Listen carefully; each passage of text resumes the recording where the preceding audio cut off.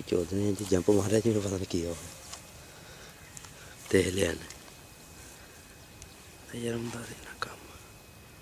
तो जी दोस्तों, ये देखा आपने, सुना होगा, इधर पटाख रहा था और मैं आग भी रहा था। मस्ती बहुत थी।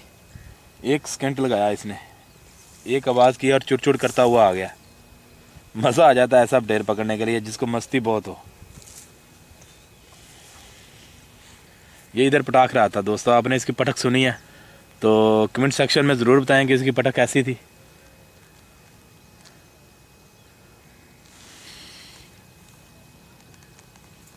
वीडियो अच्छी लगे तो प्लीज़ एक लाइक ज़रूर कर दें।